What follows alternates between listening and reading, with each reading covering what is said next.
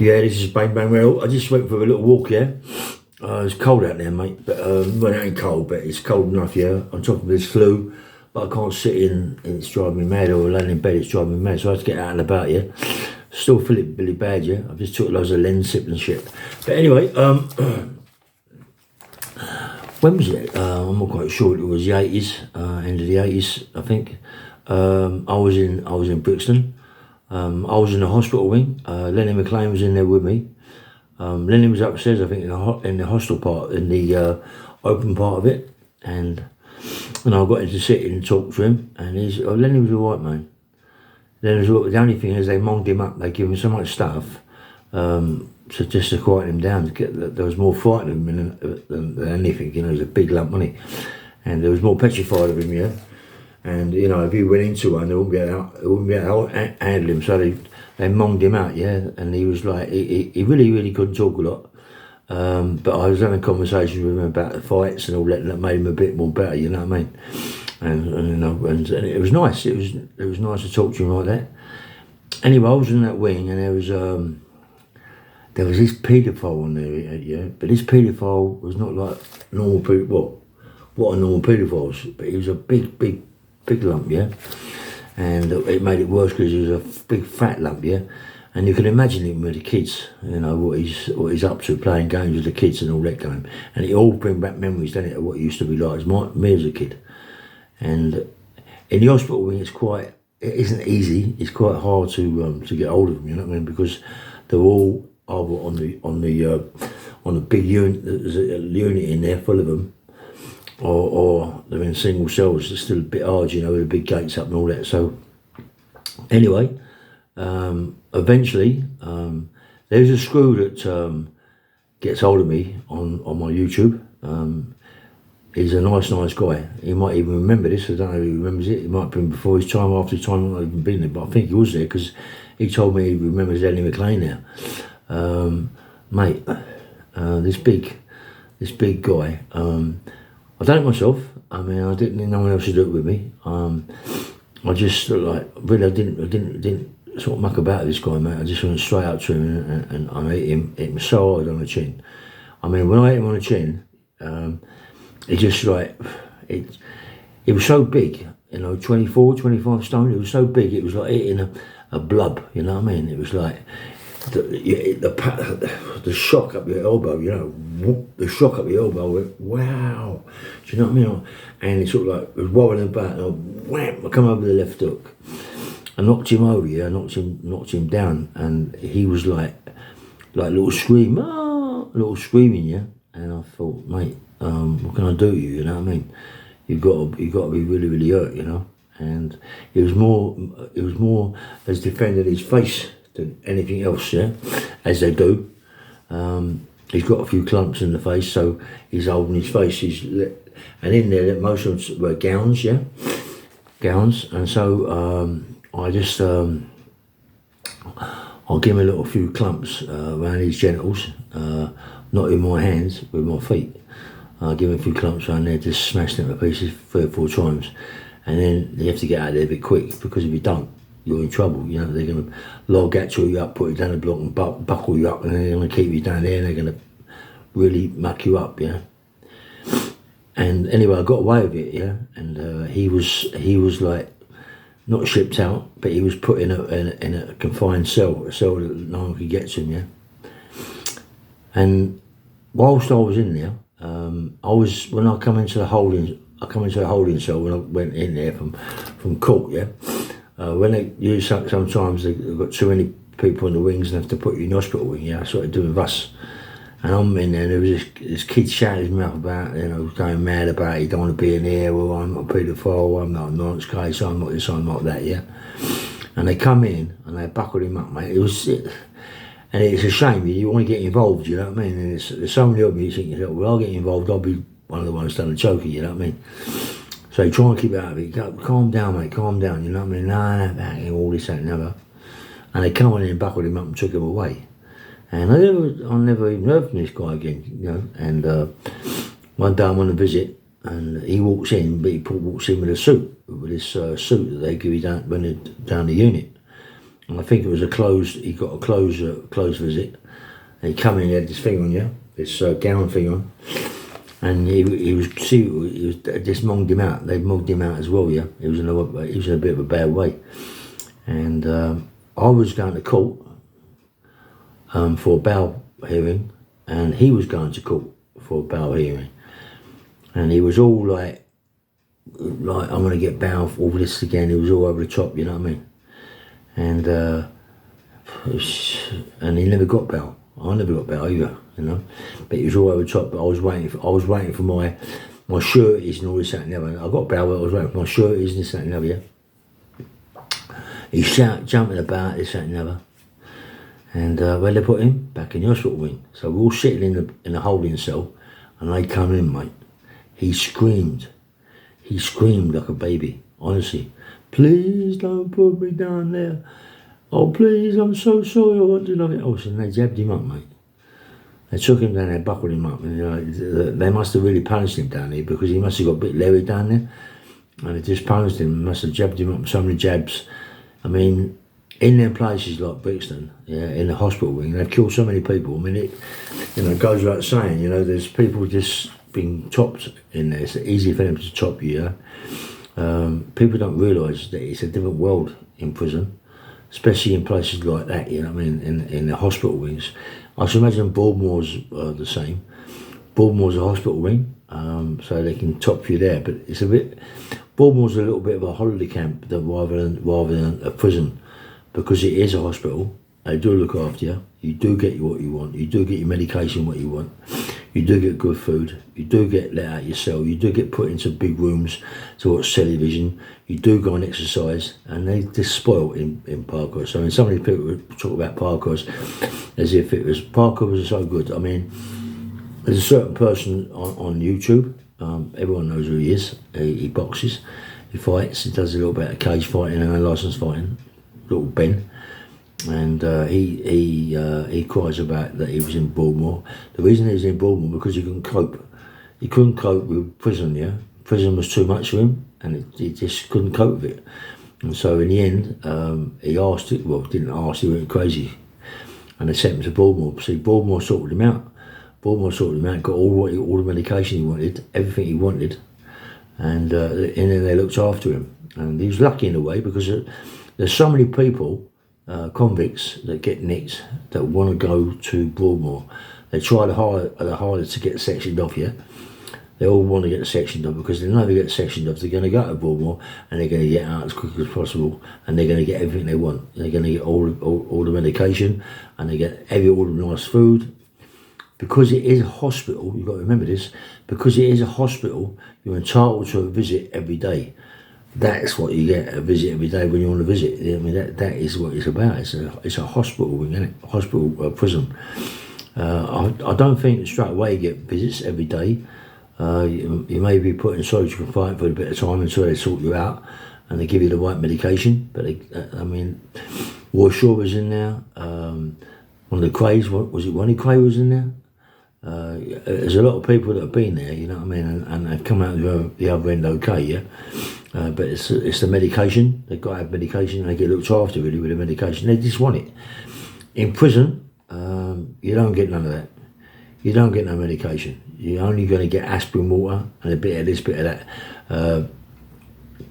You might be lucky to get some when you're in the drugs unit, get some in there, medication, but not like you are if you was in Baltimore. You get, I mean, if they nick you in the scrubs and you play up, mate, they're going to come down, they're going to jab you up, they're going to give you whatever, Largatural or whatever they give you, Tripsosol or whatever they give you, and they're going to jab you up. This is what kills you.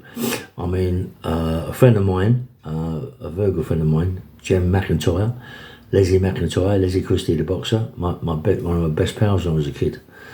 His sister Gemma, I think it's Jeffrey and Clive, I'm not quite sure which one of the brothers was killed, but he was doing an IPP like myself, and he was not guilty of the charge. And so because you're not guilty and they give you an IPP, you're not very happy, and so you're going to go crazy because now you're doing a big sentence, doing a life sentence, an indefinite sentence.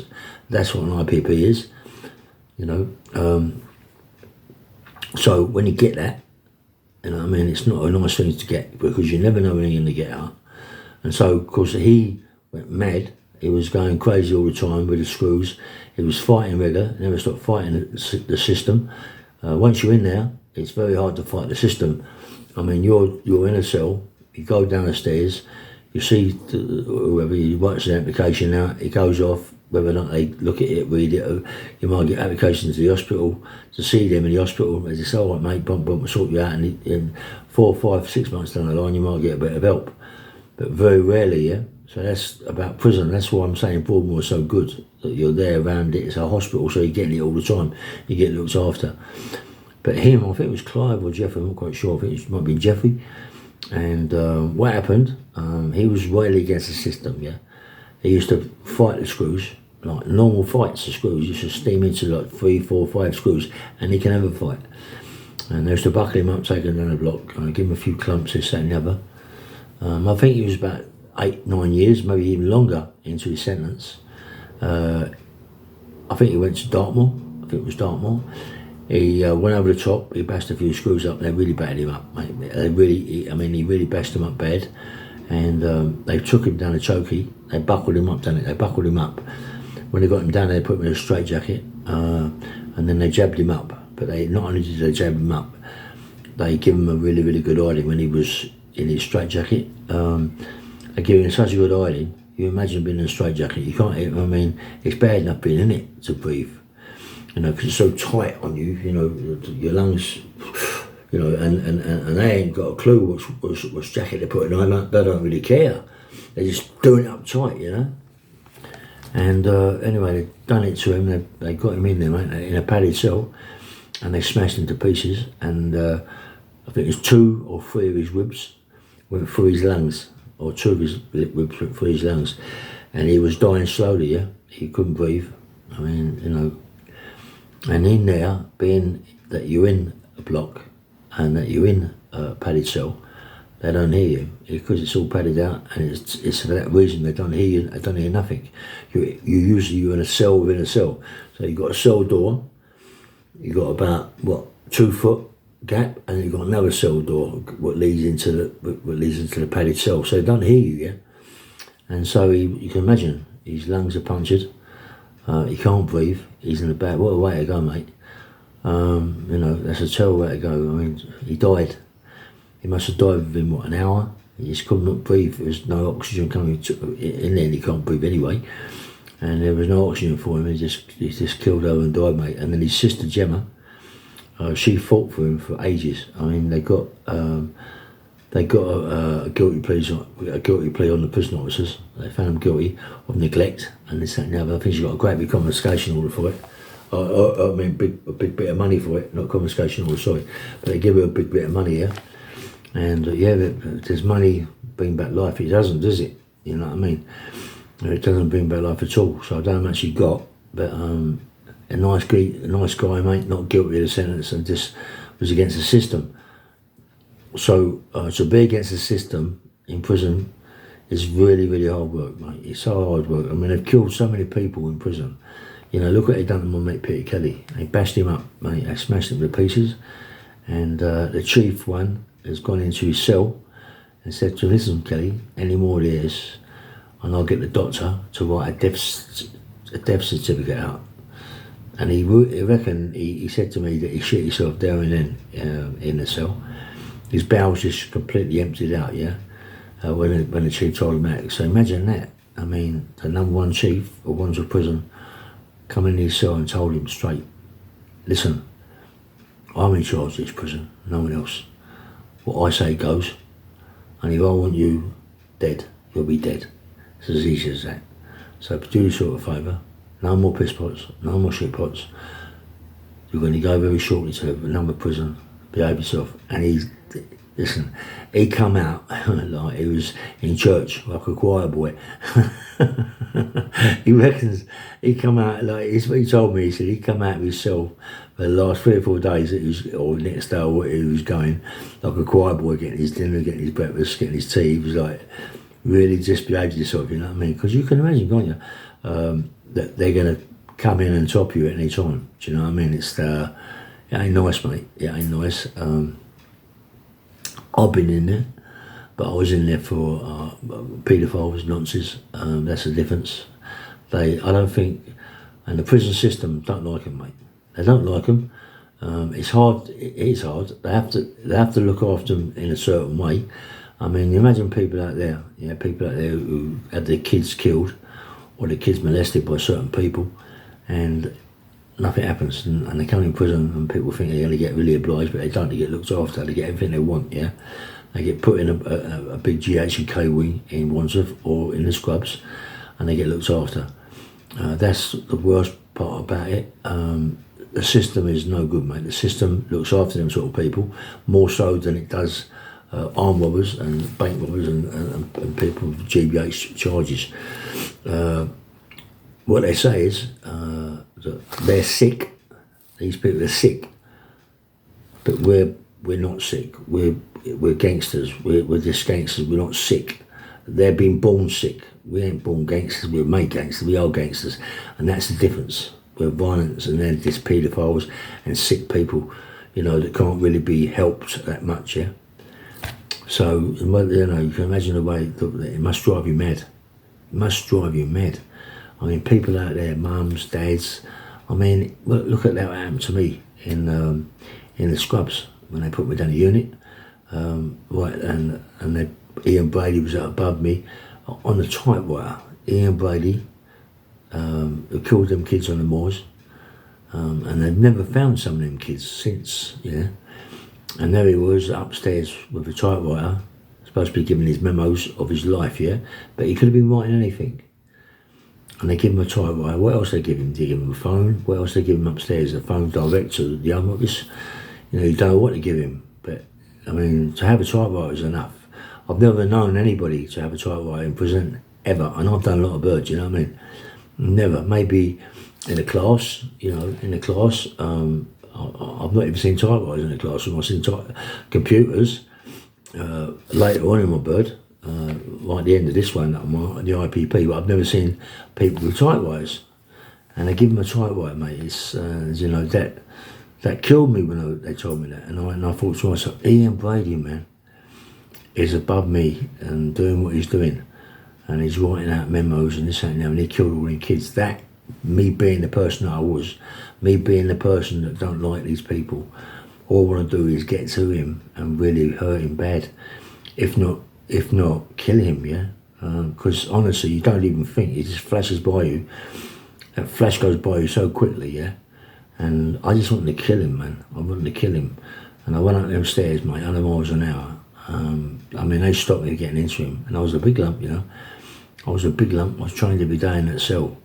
And I was a big lump anyway.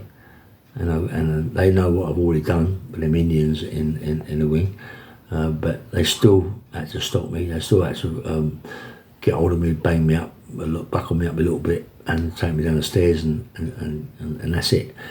But I was shipped out the next day, because they look after these people. They look after these people, and it's just a shame that the way things go. That people in there for any paedophilias, anything like that, yeah. People that bash up women and hurt kids and all this that and the other, they're either getting a new identity, but 9 times out of 10, no, I can't say 9 times out of 10 because that's ridiculous to say that. Say 4 times out of 10, they give them like good jobs. They give them like officers' mess in the library, maybe in the clothing stores. Things like that, yeah. They look after them, make sure that they're around screws, they're around officers and all that going. And they've got a good job. No one really suspects. But after you've done a bit of bird, you do suspect who it is because you get to know them sort of people where they put them, yeah. Anyway, I'm just a little video, and I mean, it guts me really. That people, all them sex offenders that looks after. Someone told me, I don't know how true it is. I'm only telling you what I hear, yeah? I don't know if it's right or wrong, but I was told that in prison now, the prisons are run by Muslims, don't know how true it is, I'm only telling you what I've been told. But the Muslims allow paedophiles, sex offenders on the wings, whether or not they're the same. But they allow them on the wing because they buy the drugs, and they use them as their drugs runners. I mean, Christ, come on, mate. What's going on? I mean, what's going on? And they're using these people as drugs runners and people are buying drugs. They don't want to put them down. They don't want to bash them up because they're getting everything they want from them people, yeah? And it's gone mad. It's gone mad. You know what I mean? It's gone mad. Big prisons. I mean, big prisons where you do your bird, your big bit of bird. Then people can don't really survive, you know? You might get the ones that make teas, coffees, and all them sort of things for prisoners, for long-term prisoners. You know, you might get them making teas and coffees. 9 times out of 10 they're not paedophiles. It's just, I don't know, but I wouldn't have them wrapped around me, mate. I've seen them wrapped around lots of people in there, making their teas and their coffees and sandwiches for them, making their beds even. You know, it's a shocking thing what goes on in there. Anyway, I'm still a little bit sweaty up. My throat's sore. Anyway, so this is Bang Bang Radio. If you like what I've just said, please press the like button and subscribe, yeah? And nice one.